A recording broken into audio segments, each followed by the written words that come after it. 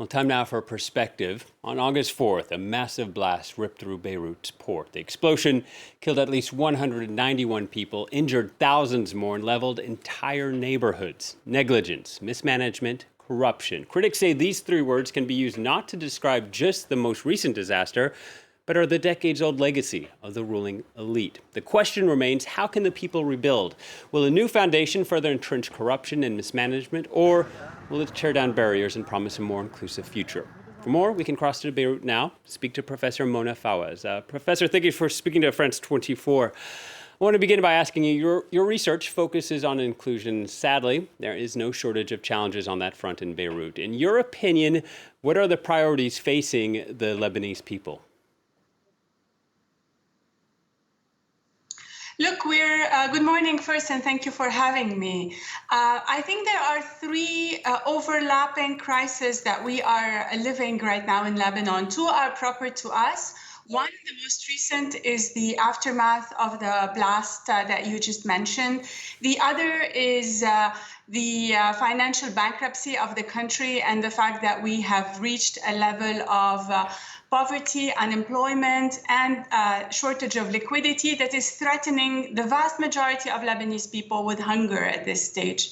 And of course, the third one, which is well in line with the rest of the world, is the pandemic. The overlap of the three has made a poignant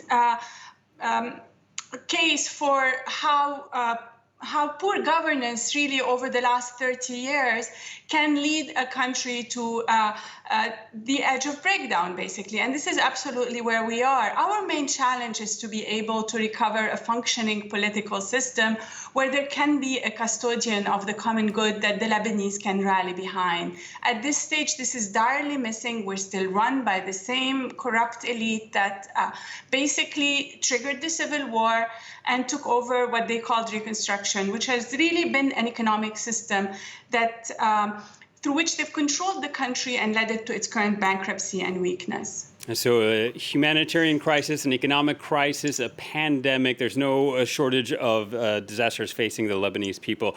One common complaint among the protesters has been that, as you say, it's not one or two bad apples, it's the entire system. How do you replace an entire system?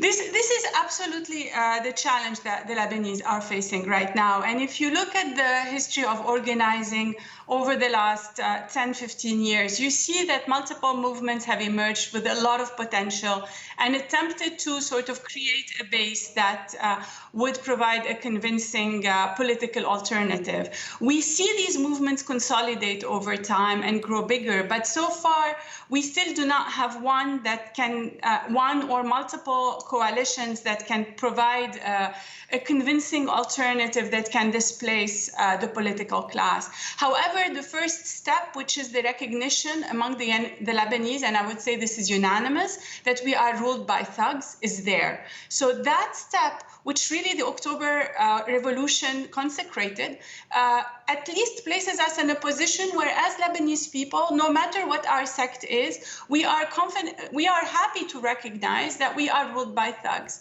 Now the point is to decide how to coalesce around what points.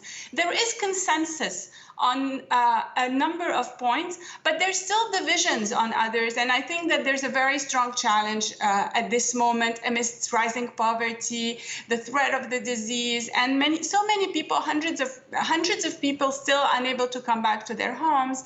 There's still a challenge to be able to really see this coalesce into a real internal political movement that can take over power. So the hope is that between now and the coming elections, there would be this organization in place, but I don't think we're there yet. We may not be there yet, but as you mentioned, there has been some inspiring scenes from the protesters. But as long as those divisions remain, in a worst-case scenario, does this allow the ruling elite to perhaps concentrate their power and perhaps perpetuate a broken, corrupt system? If they get a lifeline of aid right now, there's a very good possibility that they would do, yes. Don't forget, the Lebanese are very poor, and More than the largest employer in Lebanon is the Lebanese government. The Lebanese government employs essentially people at very low salaries in the army and as teachers in the public teaching system.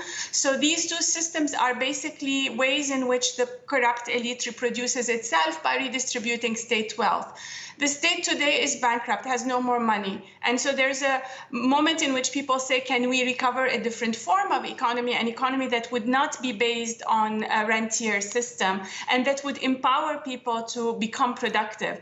I'm an urbanist, and really from my field, I can tell you, our cities have been basically turned into rentier spaces where people store their wealth and evict people. Rates of vacancies in our cities are huge because people use urban space to store wealth and not as productive places.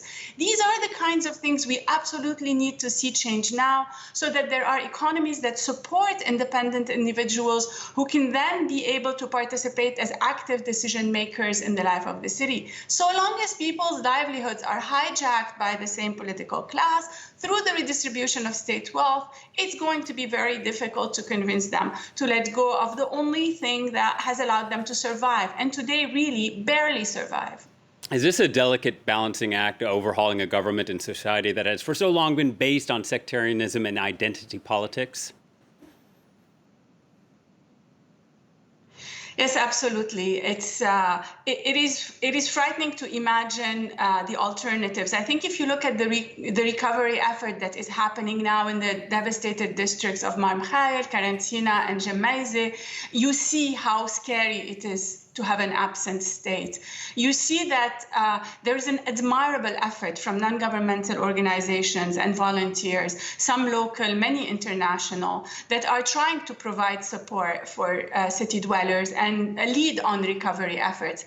However, when you look at the way in which their work is overlapping, when you see the lack of coordination, when you see how little anyone has in terms of imposing a strategy or even a sequence of how repair can happen, how would funding be channeled to support people rebuilding their housing, you understand that this absence of even a local powerful municipal authority that can impose on non-governmental organizations a distribution of tasks, some level of accountability if they don't fix properly a home, some level of coverage so that not everyone is working on the same district. All of this is absent. And my fear is that this is the proof that in the absence of a local authority that represents people, it's going to be disastrous. Professor, I'm sorry, we have to leave it there, but thank you very much for your time and your analysis. Mona Fawaz from the American University in Beirut.